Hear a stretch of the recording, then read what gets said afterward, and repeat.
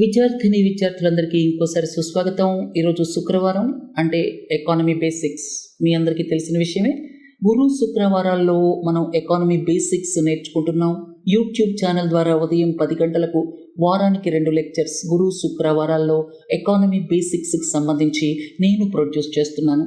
ఇక ఈరోజు విషయాలకు వస్తే primary sector, secondary sector, tertiary sector ఎకానమీకి సంబంధించి అసలు ఈ 3 పదాల అర్థం ఏమిటి, అలాగే డెవలప్మెంట్కి, సస్టైనబుల్ డెవలప్మెంట్కి మధ్య ఉన్న difference, renewable resources, non renewable resources, fixed capital, అలాగే human capital, starvation, famine, poverty line, poverty trap, వీటన్నిటి గురించి బ్రీఫ్గా మీకు ఎక్స్ప్లెయిన్ చేస్తాను.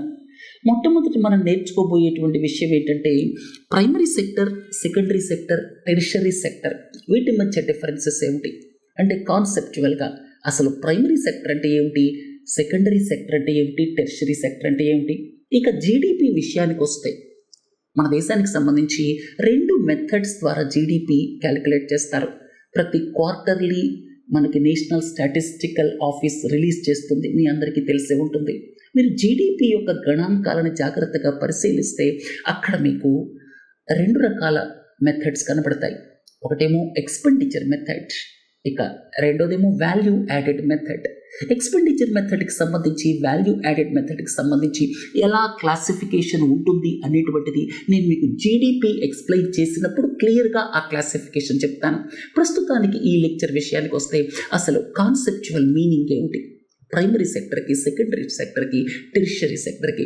Primary sector natural resources, mining ద్వారా వచ్చేటువంటి న్యాచురల్ రిసోర్సెస్ కావచ్చు, అంటే ఐరన్ ఓర్ కావచ్చు, కోల్ కావచ్చు, ఫిషరీస్ రిసోర్సెస్, చేపలు పట్టడం ద్వారా ఎంత వాల్యూ క్రియేట్ అవుతుంది అనేటువంటిది కావచ్చు, ఫారెస్ట్ ద్వారా వచ్చేటువంటి ఫారెస్ట్ లాగింగ్, ఫారెస్ట్ నుంచి మనకు వచ్చేటువంటి ప్రొడ్యూస్ ఏదైతే ఉందో అదంతా కూడా న్యాచురల్ ప్రొడక్షన్ కదా. అలాగే డైరీ ఇండస్ట్రీ, అలాగే రైస్, వీట్, ఫిషరీస్, ఇలాంటివన్నీ కూడా ప్రైమరీ సెక్టర్ కిందకు వస్తాయన్నమాట. ఒకసారి ఈ పిక్చర్ గమనించండి, ఇదంతా కూడా మైనింగ్. ఇక్కడ చూడండి, ఇది కోల్ రిసోర్సెస్, ఇక్కడేమో మనకి ఫారెస్ట్ ప్రొడ్యూస్, అక్కడ నుంచి వచ్చినటువంటి దొంగలు అనమాట ఇక్కడ పెట్టడం జరిగింది. అలాగే చేపలు, ఇలా న్యాచురల్ ప్రోడక్ట్ అనమాట. మనం ఒక స్టీల్ని తయారు చేసామనుకోండి, స్టీల్ ప్రొడక్షన్ చేసినప్పుడు మనకి ఐరన్ ఓర్ కావాలి.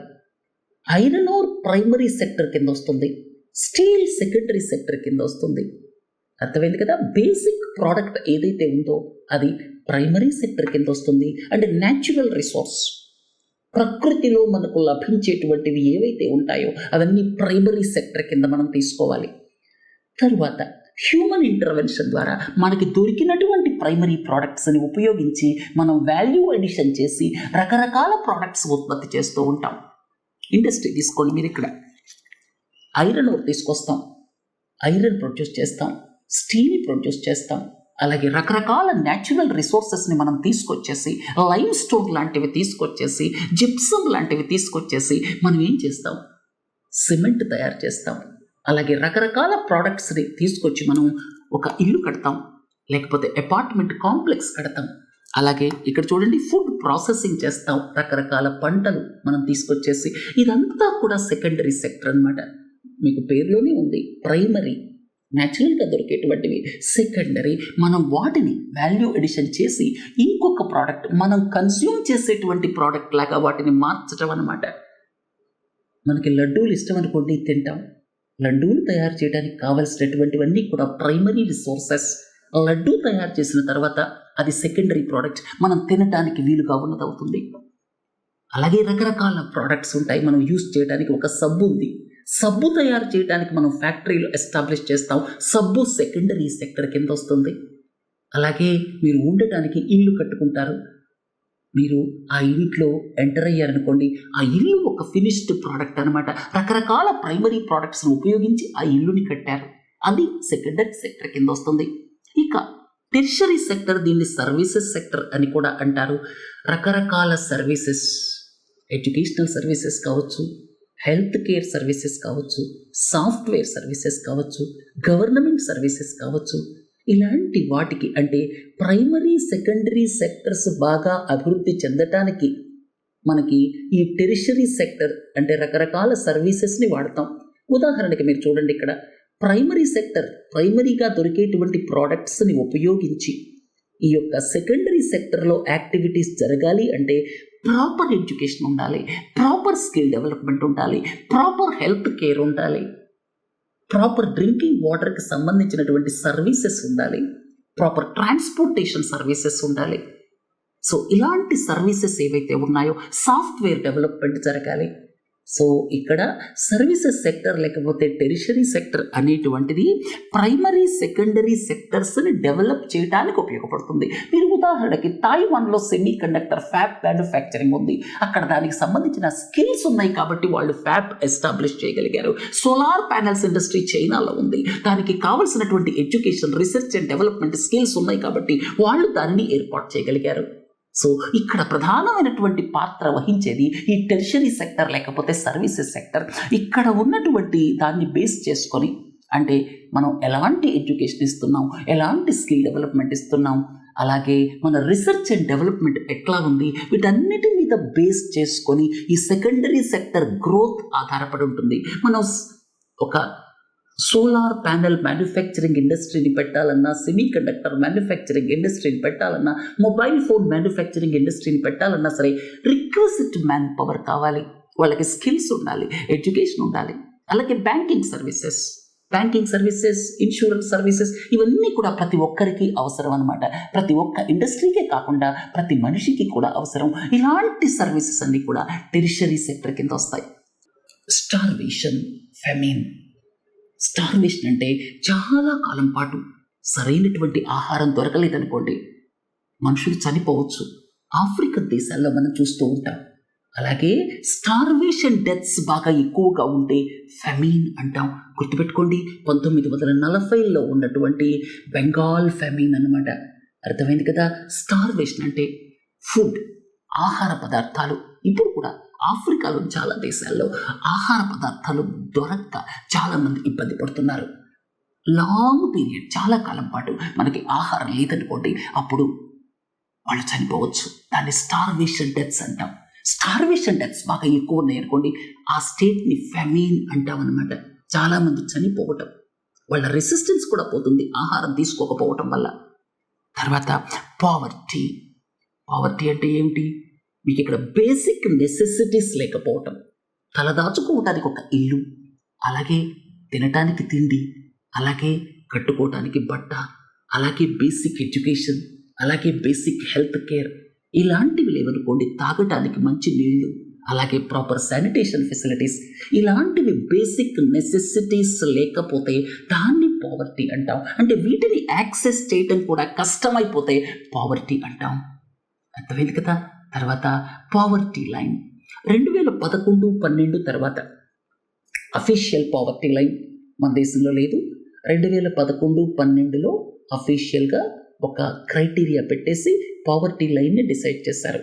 రూరల్ ఏరియాస్లోనైతే అంటే ఇంకా కొంత క్రైటీరియా ఉంది. దాంతోపాటుగా 2400 క్యాలరీస్ ఎవరికైతే ఇంటేక్ లేదో అలాంటి వాళ్ళు, అంటే 2400 క్యాలరీస్ కంటే తక్కువ ఇంటేక్ ఉన్నటువంటి వాళ్ళు ఎవరైతే ఉన్నారో వాళ్ళని బిలో పావర్టీ లైన్ BPL కింద చేర్చారు. అలాగే అర్బన్ ఏరియాస్ అయితే 2100 క్యాలరీస్. 2011-12 తర్వాత ఎలాంటి డెఫినేషన్ కూడా లేదు పావర్టీ లైన్కి సంబంధించి మన దేశానికి సంబంధించి. సో ఇక్కడ క్యాలిక్యులేట్ చేస్తే దాదాపుగా 21% మంది 2011-12 క్యాలిక్యులేషన్స్ ప్రకారం బిలో పావర్టీ లైన్. అయితే ఈ మధ్య వేరియస్ క్యాలిక్యులేషన్స్ ప్రకారం అఫీషియల్గా పావర్టీ లైన్ లేనప్పటికీ కూడా వేరియస్ క్యాలిక్యులేషన్స్ ప్రకారం 5% మంది మాత్రమే ఉంటారు మన దేశంలో బిలో పావర్టీ లైన్ కింద అని చెప్పి 2023-24 ఈ మధ్యకాలంలో వచ్చినటువంటి క్యాలిక్యులేషన్స్ చెప్తున్నాయి. అయితే అఫీషియల్గా పావర్టీ లైన్ లేదు. ఇంకొక ముఖ్యమైనది పావర్టీ ట్రాప్ అన్నమాట. పావర్టీ అంటే మీకు ఇంతకుముందే చెప్పాను, బేసిక్ నెసెసిటీస్, ఉండటానికి ప్రాపర్ హౌస్, తినడానికి తిండి, అలాగే గుడ్డ, అలాగే basic access to water resources, అంటే శానిటేషన్ కావచ్చు, డ్రింకింగ్ వాటర్ కావచ్చు, హెల్త్ కేర్ కావచ్చు, ఎడ్యుకేషన్ కావచ్చు, స్కిల్స్ కావచ్చు, బేసిక్ స్కిల్స్, ఇలాంటి వాటికి కూడా యాక్సెస్ లేకపోతే మనం బిలో పవర్టీ లైన్ అంటాం. 2011-12 తర్వాత మన దేశంలో అఫీషియల్ క్యాలిక్యులేషన్ లేదు. ఇంకొక ముఖ్యమైన విషయం ఏంటంటే పావర్టీ ట్రాప్. పావర్టీలో ఉన్నవాళ్ళు బయటికి రాలేకపోవటం అనమాట. అర్థమైంది కదా. మనం డెట్ ట్రాప్ అంటాం. ఎక్కువ వడ్డీకి అప్పు చేశారనుకోండి, ఎక్కువ వడ్డీకి అప్పు చేస్తే ఏమవుతుంది, వీళ్ళకి వచ్చేటువంటి ఆదాయం ఆ యొక్క ఇంట్రెస్ట్ కట్టడానికి, వడ్డీ కట్టడానికి కూడా సరిపోదు. అప్పుడు వాళ్ళు వాళ్ళ జీవిత కాలంలో ఈ అప్పుల ఊబిలో నుంచి బయటికి రాలేరనమాట. దాన్ని ఏమంటారంటే డెట్ ట్రాప్ అంటారు. అలాంటిది పావర్టీ ట్రాప్ కూడా. పావర్టీ ట్రాప్ అంటే ఏమిటంటే వాళ్ళకి లో లెవెల్ ఆఫ్ ఎడ్యుకేషన్ కానీ, లో level of basic health care కానీ ఉన్నప్పుడు, అంటే ఎడ్యుకేషన్ లేదు, స్కిల్స్ లేవు, ఏవో చిన్న చిన్న పనులు చేస్తూ ఉంటారు. చిన్న చిన్న పనులు చేసేటప్పుడు వాళ్ళకి మళ్ళీ ఆదాయాలు సరిగా రావు. అంటే వాళ్ళ యొక్క ఇన్కమ్స్ బాగా తక్కువగా ఉంటాయి. మళ్ళీ నెక్స్ట్ జనరేషన్ వాళ్ళ పిల్లల్ని కూడా చదివించలేరు. వాళ్ళ పిల్లల యొక్క స్కిల్స్ కానీ, ఎడ్యుకేషన్ కానీ, హెల్త్ కేర్ కానీ అది కూడా సరిగా చూసుకోలేరు వాళ్ళు. అంటే ఒక జనరేషన్ తర్వాత ఇంకొక జనరేషన్ కూడా అలాంటి స్థితిలోనే ఉంటుందన్నమాట. అంటే జనరేషన్ టు జనరేషన్ అలాంటి స్థితిలో ఉంటే దాన్ని పావర్టీ ట్రాప్ అంటాం. దీని నుంచి బయటికి రావడం చాలా కష్టం అనమాట. మీకు ఒకసారి మంచి ఎడ్యుకేషన్, హెల్త్ కేర్ ఇచ్చారనుకోండి, ఆ తర్వాత వాళ్ళు వాళ్ళకున్నటువంటి స్కిల్స్ని బట్టి, ఎబిలిటీస్ని బట్టి ఉద్యోగాలు తెచ్చుకోవటం, ఇన్కమ్స్ సంపాదించుకోవటం జరుగుతుంది.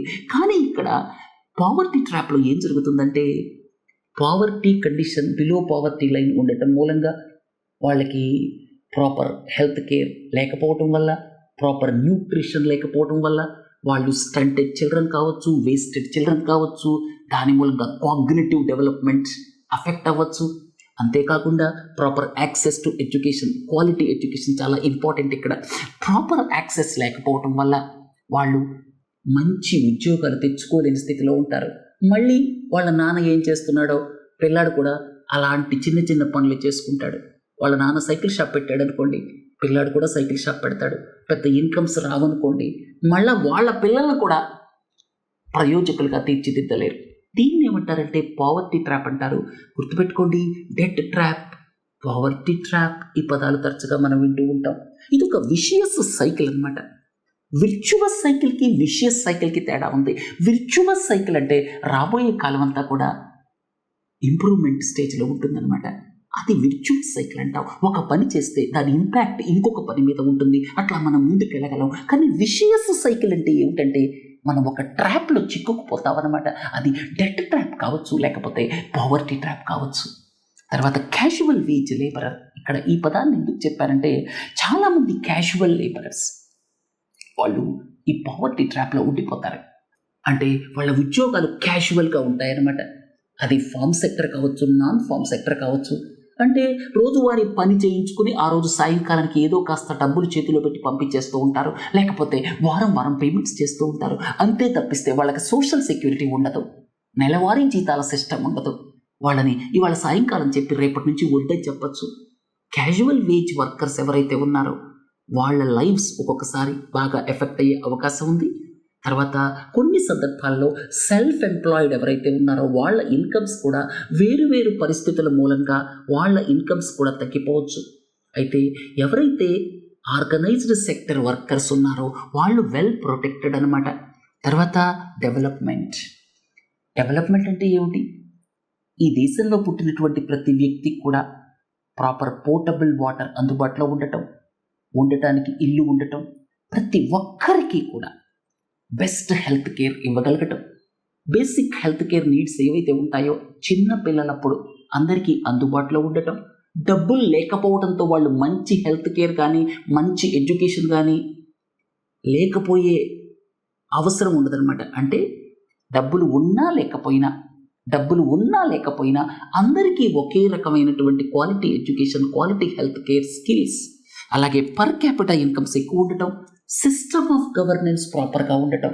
అంటే లా అండ్ ఆర్డర్ కావచ్చు, గవర్నమెంట్ ప్రోయాక్టివ్ పాలసీస్ కావచ్చు, గవర్నమెంట్ ఇన్వెస్ట్మెంట్స్ కావచ్చు, ప్రైవేట్ ఇన్వెస్ట్మెంట్స్ కావచ్చు, వీటన్నిటి మూలంగా డీసెంట్ జాబ్స్ క్రియేట్ అయితే మనం అందరికీ కూడా ఈ స్కిల్స్ మనం ఇవ్వగలిగితే, వాళ్ళ హెల్త్ కేర్ చూసుకోగలిగితే వాళ్ళే ఆ ఆపర్చునిటీస్ని అందుకుంటారన్నమాట. అర్థమైంది కదా. ఈ ఎకనామిక్ గ్రోత్లో భాగస్వాములు అవుతారు. దాన్ని మనం డెవలప్మెంట్ అంటాం. ఇక సస్టైనబుల్ డెవలప్మెంట్ అంటే ఏమిటి? సస్టైనబుల్ డెవలప్మెంట్ అంటే చూడండి, ఇక్కడ మనం న్యాచురల్ రిసోర్సెస్ని ఇష్టం వచ్చినట్టు వాడేసామనుకోండి, రాబోయే తరాల పరిస్థితి ఏంటి? మనం వాటిని వాడుకోవచ్చు, కానీ ఫ్యూచర్ జనరేషన్స్ ఎఫెక్ట్ అవ్వకూడదనమాట. అది ఏదైనా కావచ్చు. న్యాచురల్ రిసోర్స్ అంటే ఫారెస్ట్ కావచ్చు, ఎందుకంటే ఫారెస్ట్ చాలా ఇంపార్టెంట్ కదా మన వాటర్ సైకిల్కి. అలాగే న్యాచురల్ రిసోర్సెస్ లాంటివి కావచ్చు, అంటే కోల్ కావచ్చు, లేకపోతే ఇంకోటి కావచ్చు. అలాగే మీకు ఇక్కడ ఎన్విరాన్మెంట్ని కూడా డిస్టర్బ్ చేయకూడదు. మనం పూర్తిగా పొల్యూటెడ్ వరల్డ్ని క్రియేట్ చేసామనుకోండి, అలాగే క్లైమేట్ చేంజ్ ద్వారా టెంపరేచర్స్ని పెంచేసామనుకోండి, 3 డిగ్రీల సెల్సియస్ కానీ 4 డిగ్రీల సెల్సియస్ కానీ పెరిగిందనుకోండి, అప్పుడు రాబోయే తరాలు ఎఫెక్ట్ అయిపోతాయి అన్నమాట. సో మనం చేసేటువంటి పని ఏదైతే ఉందో అది గ్లోబల్ వార్మింగ్కి దారి తీయకూడదు, ఒక స్టేజ్ దాటకూడదు. అలాగే ఎయిర్ పొల్యూషన్, వాటర్ పొల్యూషన్, ఇలాంటివన్నీ కూడా మనం కంట్రోల్ చేయాలి, లేకపోతే రాబోయే తరాల వాళ్ళు ఎఫెక్ట్ అవుతారు. అంతేకాకుండా న్యాచురల్ రిసోర్సెస్ ఏవైతే ఉంటాయో అవి మనం జాగ్రత్తగా వాడాలి. మనం రాబోయే తరాలకి మిగల్చకుండా వాడకూడదనమాట. తర్వాత రెన్యూవబుల్ రిసోర్సెస్, ఇవి మీరు ఎంత వాడుకున్నా ఇబ్బంది లేదు, ఇవి రెన్యూవబుల్ అనమాట. మీకు ఉదాహరణకి ఫిషరీస్ రిసోర్సెస్, కాకపోతే ఇక్కడ మీరు ఫిషరీస్ డెవలప్ అయ్యే విధంగా ఉన్నటువంటి రిసోర్సెస్ని వాడుకోవచ్చు, మళ్ళీ డెవలప్ అవుతాయి. అంతేకాకుండా అసలు ఫిషరీస్ డెవలప్ అవ్వకుండా మొత్తం ఆ సీ బెడ్ని కూడా డిస్ట్రాయ్ చేసి వదిలేశారనుకోండి, అట్లా చేయకూడదు, అది సస్టైనబుల్ కాదు. మనం ఈ రిసోర్సెస్ ఏవైతే ఉన్నాయో ఇవి రెన్యూవబుల్ కానీ సస్టైనబుల్గా వాడుకోవాలి. ఒక ఫారెస్ట్ ఉంది, ఫారెస్ట్ నుంచి మనకు చాలా రిసోర్సెస్ వస్తాయి, వాటన్నిటినీ మనం వాడుకోవాలి. అంతేగాని చెట్లు నరికేసేస్తే ఎలా చెప్పండి? అలాగే ఇక్కడ మీరు విండ్ పవర్ కావచ్చు, సోలార్ పవర్ కావచ్చు, ఇదంతా కూడా రెన్యూవబుల్ రిసోర్స్ అనమాట. అవి రెన్యూ అయిపోతాయి. ఫారెస్ట్ నుంచి వచ్చేటువంటి ప్రోడక్ట్స్ ఏవైతే ఉంటాయో వాటిని మనం వాడుకోవచ్చు, ఎందుకంటే అది నిరంతరంగా వస్తూనే ఉంటాయి. ఫిషరీస్ నిరంతరంగా డెవలప్ అవుతూనే ఉంటాయి, కానీ ఫారెస్ట్ని డిస్ట్రాయ్ చేయకూడదు. అలాగే ఈ ఫిషరీస్ రిసోర్సెస్ని మనం వాటికి కావాల్సినటువంటి ఎలిమెంట్స్ ఏవైతే ఉంటాయో వాటిని డిస్ట్రాయ్ చేయకూడదు. మనం సీ బెడ్ని కానీ డిస్ట్రాయ్ చేసామనుకోండి, ఫిషరీస్ రిసోర్సెస్ రాబోయే తరాలకు ఉండవన్నమాట. తర్వాత నాన్ రెన్యూవబుల్, ఒకసారి ఇక్కడ చూడండి, ఆయిల్, న్యాచురల్ గ్యాస్, కోల్, ఇలాంటివన్నీ నాన్ రెన్యూవబుల్. ఇవి ఏర్పడటానికి ఎంత టైం పడుతుంది? మిలియన్స్ ఆఫ్ ఇయర్స్ పడుతుంది. మనం ఇవన్నీ వాడేసామనుకోండి రాబోయే తరాలకు ఉండవు. అయితే ఇక్కడ ఒక ముఖ్యమైన విషయం ఏంటంటే ఇవన్నీ కూడా గ్లోబల్ వార్మింగ్ కారకాలు. వీటి మూలంగా ఏమవుతుందంటే కార్బన్ డైఆక్సైడ్ వాతావరణంలో పెరిగిపోవటం గ్లోబల్ వార్మింగ్కి కారణం అవటం జరుగుతోంది. అందుకని వీటి యూజ్ని రిస్ట్రిక్ట్ చేయాలి అని చెప్పి ప్రపంచవ్యాప్తంగా ఒక అంగీకారానికి వచ్చారనమాట, వేరు కన్వెన్షన్స్ ద్వారా, వేరు ట్రీటీస్ ద్వారా. సరే, చాలాసార్లు ఎకానమీకి సంబంధించి ఫిజికల్ క్యాపిటల్, హ్యూమన్ క్యాపిటల్ అనే పదాలు వినపడుతూ ఉంటాయి. సింపుల్ కదా, ఫిజికల్ క్యాపిటల్ అంటే ఏమిటి? చూడండి, ఇక్కడ ఫిక్స్డ్ క్యాపిటల్, అలాగే వర్కింగ్ క్యాపిటల్. రా మెటీరియల్స్ కూడా వర్కింగ్ క్యాపిటల్ కిందకు వస్తుంది. రా మెటీరియల్స్ లేకపోతే మీరు ఏదైనా పని చేయలేరు కదా, అలాగే డబ్బులు లేకపోయినా చేయలేరు కదా. సో రా మెటీరియల్స్, ఏదైనా ఒక పని చేయడానికి కావాల్సినటువంటి రా మెటీరియల్స్ కావచ్చు, అలాగే మీకు మనీ కావచ్చు, దీన్నే మనం క్యాపిటల్ అంటాం. తర్వాత టూల్స్, మెషినరీ, బిల్డింగ్స్ కావచ్చు, ఫ్యాక్టరీస్ కావచ్చు, ఇవన్నీ ఫిక్స్డ్ క్యాపిటల్ అంటాం. ఇదంతా వర్కింగ్ క్యాపిటల్ అంటాం. ఇది మొత్తం కలిపి మనకి ఫిజికల్ క్యాపిటల్ అంటాం అనమాట. అర్థమైంది కదా. తర్వాత ఇంకోటి ఏంటంటే హ్యూమన్ క్యాపిటల్. ఇది చాలా ఇంపార్టెంట్. డబ్బులు ఉంటే మీరు దీన్ని క్రియేట్ చేసుకోవచ్చు, ఇబ్బంది లేదు, కానీ హ్యూమన్ క్యాపిటల్ చాలా ఇంపార్టెంట్. హ్యూమన్ క్యాపిటల్ చాలా వాటి మీద ఆధారపడి ఉంటుంది. చైల్డ్హుడ్లో మనం ఎంత జాగ్రత్త తీసుకున్నాం, వాళ్ళు స్టంటింగ్ బారిన పడకుండా, వేస్టింగ్ బారిన పడకుండా, వాళ్ళ కాగ్నిటివ్ డెవలప్మెంట్ ఎఫెక్ట్ అవ్వకుండా, అంటే 6 years లోపలే 85% ఆఫ్ ద కాగ్నిటివ్ డెవలప్మెంట్ ఉంటుంది. కాబట్టి వాళ్ళ కాగ్నిటివ్ డెవలప్మెంట్ మనం ఎలాంటి కేర్ తీసుకుంటున్నాం, దాన్ని హ్యాంపర్ చేయకుండా, అలాగే ఎడ్యుకేషన్ మనం ఎలాంటి క్వాలిటీ ఎడ్యుకేషన్ ఇస్తున్నాం, అలాగే అల్టిమేట్గా ఎలాంటి స్కిల్స్ ఇస్తున్నాం, వీటన్నిటి మీద హ్యూమన్ క్యాపిటల్ ఆధారపడి ఉంటుంది. మన దేశ జనాభా 142 కోట్లు. అయితే హ్యూమన్ క్యాపిటల్ని డెవలప్ చేయటంలో మన దేశం ఇంకా వెనుకబడింది అనేటువంటిది వాస్తవం, ఒప్పుకోవాలి. ఎందుకంటే కొన్ని ఎలైట్ ఇన్స్టిట్యూషన్స్ ఉండొచ్చు, కొంతమందికి క్వాలిటీ ఎడ్యుకేషన్ దొరకవచ్చు, కానీ ఎక్కువ మందికి ఏం జరుగుతుందంటే చైల్డ్హుడ్లో ఉండేటువంటి ప్రైమరీ ఎడ్యుకేషన్ క్వాలిటీ లేకపోవటం వల్ల వాళ్ళు ముందుకెళ్ళలేని పరిస్థితి ఉంది. కాబట్టి ప్రభుత్వం క్వాలిటీ ఎడ్యుకేషన్ మీద దృష్టి పెట్టాలి. ఇంకోటి ఏంటంటే గుడ్ హెల్త్. మన దేశంలో స్టంటెడ్ చిల్డ్రన్ 5 సంవత్సరాల లోపు వాళ్ళు చూస్తే అరౌండ్ 35% స్టంటెడ్ చిల్డ్రన్ ఉన్నారు. అరౌండ్ 15-20% వేస్టెడ్ చిల్డ్రన్ ఉన్నారు. అనీమియాతో బాధపడేటువంటి చిల్డ్రన్ కూడా ఎక్కువగానే ఉన్నారు. కాబట్టి హెల్త్ కేర్కి సంబంధించి ముఖ్యంగా చైల్డ్హుడ్లో ఇక్కడ కూడా ప్రభుత్వం ముందుకెళ్లాలంటే సరైనటువంటి చర్యలు తీసుకోవాల్సినటువంటి అవసరం ఉంది. దిద్దుబాటు చర్యలు అని చెప్పచ్చు. అలాగే స్కిల్స్ ఇకోసిస్టమ్ని కూడా డెవలప్ చేయాలి. సో హ్యూమన్ క్యాపిటల్ని డెవలప్ చేయడంలో మన దేశం కాస్త వెనుకబడిందనే చెప్పాలి. ఇక ఫిజికల్ క్యాపిటల్ అంటే ఈ మధ్య బాగా ఇన్ఫ్రాస్ట్రక్చర్ డెవలప్ అవుతుంది. ప్రైవేట్ సెక్టర్ కూడా ఇన్వెస్ట్మెంట్స్ తీసుకొస్తున్నాయి. తర్వాత రా మెటీరియల్స్ కొన్నిటి అవైలబిలిటీ మన దేశంలో పుష్కలంగానే ఉంది. ఇతర దేశాల నుంచి మనం ఇంపోర్ట్ కూడా చేసుకుంటున్నాం. క్యాపిటల్ కూడా ఈ మధ్య పెద్ద ఇబ్బంది లేదు. ప్రభుత్వ ఎక్స్పెండిచర్ బాగా పెరిగింది. అంతేకాకుండా ఫారిన్ ఇన్వెస్ట్మెంట్స్ కూడా పెరిగాయి. అయితే ఇక్కడ ముఖ్యమైన విషయం ఏంటంటే ఏ ప్రభుత్వం అయినా సరే ముందుకెళ్ళాలంటే ముఖ్యంగా కాన్సన్ట్రేట్ చేయాల్సింది హ్యూమన్ క్యాపిటల్ మీద, అంతేకాకుండా సస్టైనబుల్ డెవలప్మెంట్ మీద. అంటే రాబోయే తరాలకి ఇబ్బంది లేకుండా మనం రిసోర్సెస్ని యూజ్ చేసుకోవటం అనేటువంటిది సస్టైనబుల్ డెవలప్మెంట్. అర్థమైంది కదా? మళ్ళీ వచ్చే గురువారం నాడు కలుద్దాం ఇంకొక ఎకానమీ బేసిక్స్ మాడ్యూల్తో. ఈ నేర్చుకుంటున్నటువంటి విషయాలన్నీ మీకు చిన్న విషయాల్లా అనిపించవచ్చు, కానీ వీటిని మీరు జాగ్రత్తగా అవగాహన చేసుకోకపోతే ఎకానమీకి సంబంధించిన లెక్చర్స్ని మీరు ముందు అర్థం చేసుకోవాలంటే కష్టమైపోతుంది. అందుకే కాన్సన్ట్రేషన్తో వినండి. ఇవన్నీ చిన్న పాయింట్సే, కానీ మైండ్లో క్లారిటీతో అర్థం అవ్వాలి. సరే, మళ్ళీ కలుద్దాం. నమస్తే.